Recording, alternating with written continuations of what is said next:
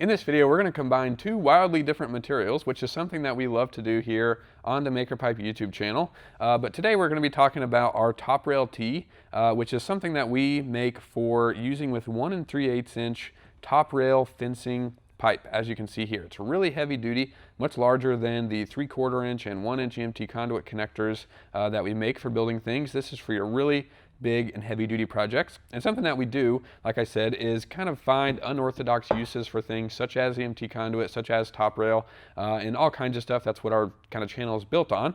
And recently we talked to a customer who was asking us about this closet rod from Lowe's and other big box stores, and I mean a lot of different stores you can find this available.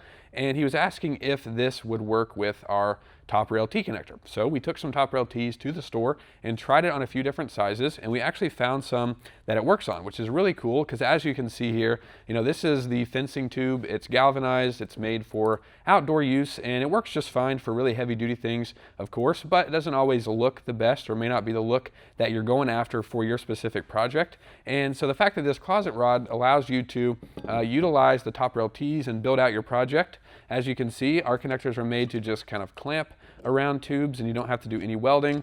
You just hook them on there and then use the provided hardware to squeeze everything together and make connections. And as you can see, this fits really well on this tubing, and they don't really advertise the diameter of the tubing. You probably want to take some calipers if you've got them, or take even a top rail T to the store and try it out and make sure it fits, or maybe even have some closet rod on hand.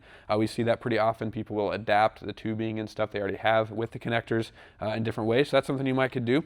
But you can utilize this closet rod. You can get it in 6-foot lengths, you can get it in 8-foot lengths, and then of course top rail comes in a 10-foot length. I've cut it down to size here.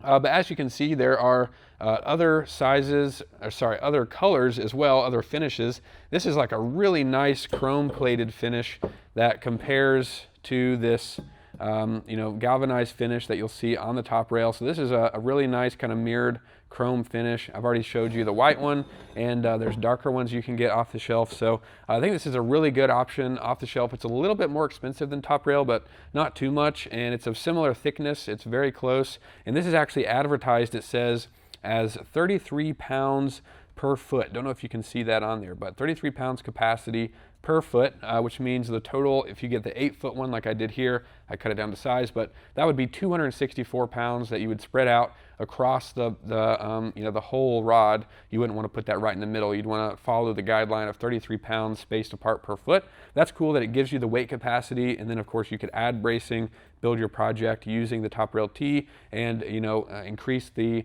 load capacity of it. And just a really cool thing. Like I said, we like to show you guys different uses of different things, and this is just another off-the-shelf option that you can add to your toolbox whenever you're building your top rail project. So really cool. Shout out to that customer for giving us a call and asking us about this, and thanks to you guys for watching. We'll see you in the next one.